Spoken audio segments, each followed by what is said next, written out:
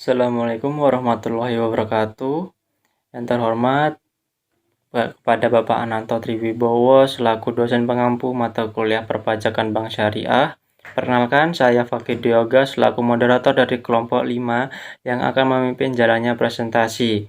Kami yang beranggotakan yang pertama ada Dila Yulianti, lalu yang kedua ada saya sendiri Fakih Dioga, lalu yang ketiga ada Linda Kusnul Khotimah, lalu yang keempat ada Nur Khofifah, yang terakhir ada Yunita. Dan kami akan mempresentasikan materi mengenai sengketa pajak. Baiklah, berikut pemaparan materi dari kelompok kami. Yang pertama ada pengertian sengketa pajak. Menurut ketentuan pasal 1 ayat 5 Undang-Undang Nomor 14 Tahun 2002 tentang Pengadilan Pajak, yang dimaksud dengan sengketa pajak adalah sengketa yang wajib timbul dalam bidang perpajakan antara wajib pajak atau penanggung pajak dengan pejabat yang berwenang sebagai akibat dikeluarkannya keputusan yang dapat diajukan banding atau gugatan kepada pengadilan pajak berdasarkan peraturan perundang-undangan perpajakan, termasuk gugatan atas pelaksanaan penagihan berdasarkan Undang-Undang Penagihan Pajak dengan surat paksa.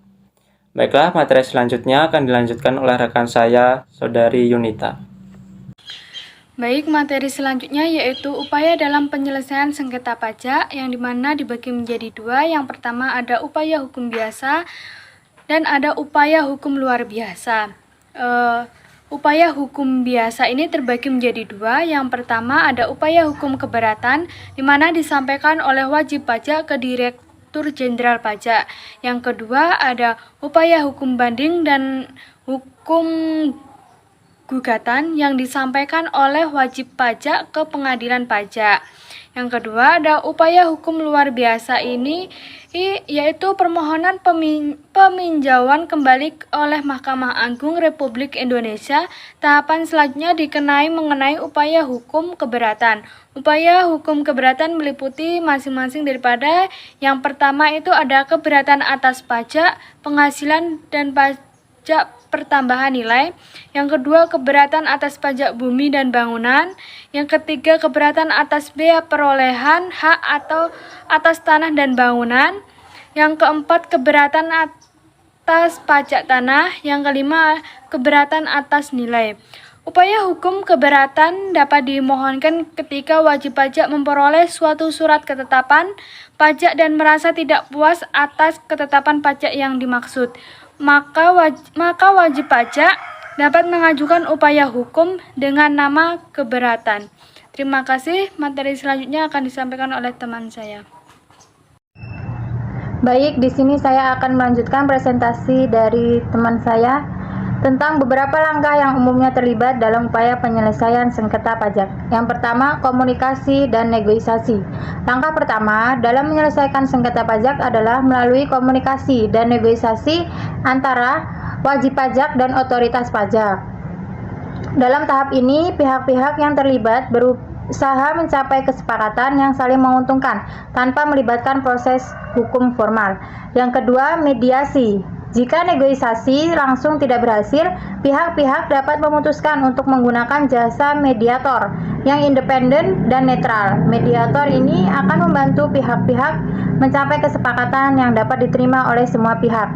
Mediasi seringkali lebih cepat dan lebih hemat biaya daripada proses pengadilan, karena melibatkan upaya kolaboratif antara kedua belah pihak yang dipandu oleh mediator untuk mencapai penyelesaian yang saling menguntungkan dan menghindari prosedur yang memakan waktu dan biaya dalam jalur pengadilan formal.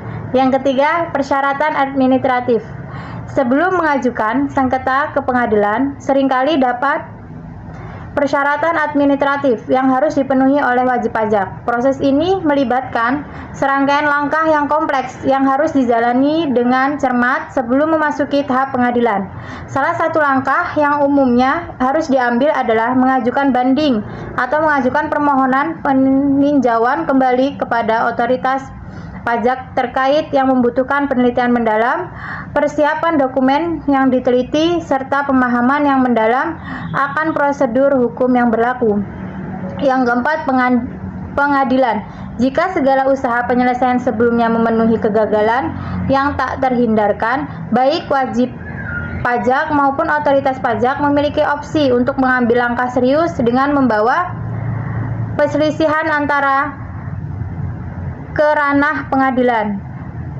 Yang kelima, pemutusan. Setelah kedua belah pihak mengajukan argumen, mereka secara terperinci dan menyeluruh di hadapan pengadilan dengan mendengarkan dan menimbang baik dan buruknya setiap argumen yang disampaikan.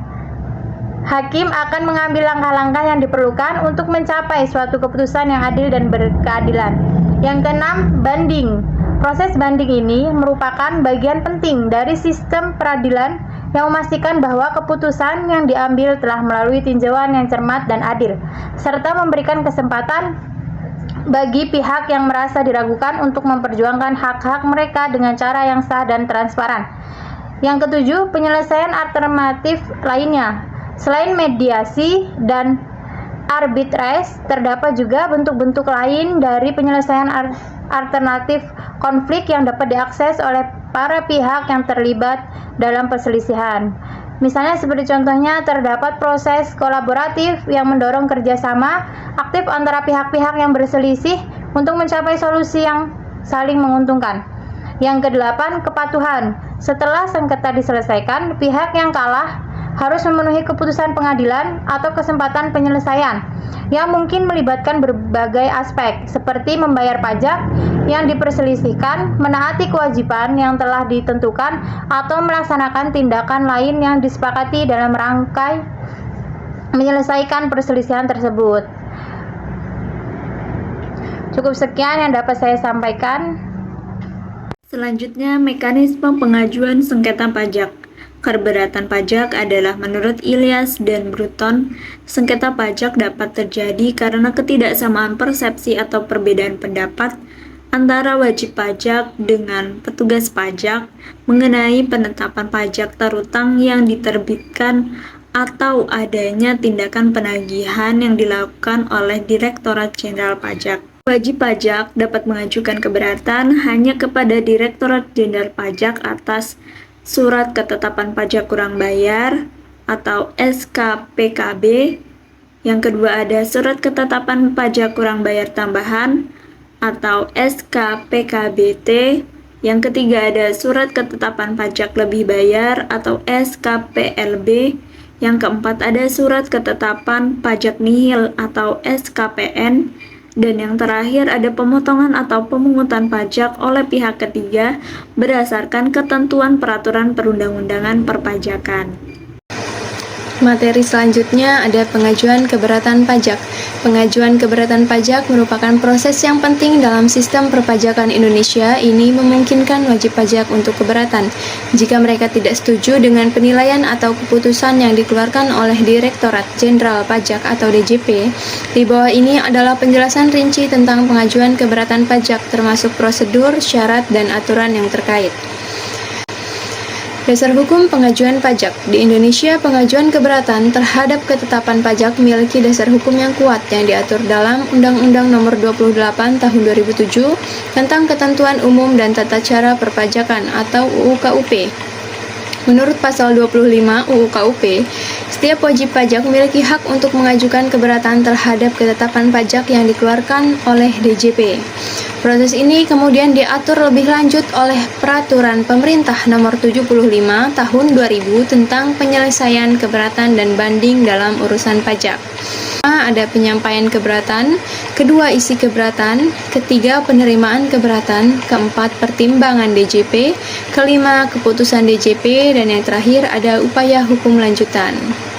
Mungkin cukup sekian materi yang dapat kita sampaikan. Mohon maaf bila banyak kekurangan atau kesalahan dalam penyampaian kata.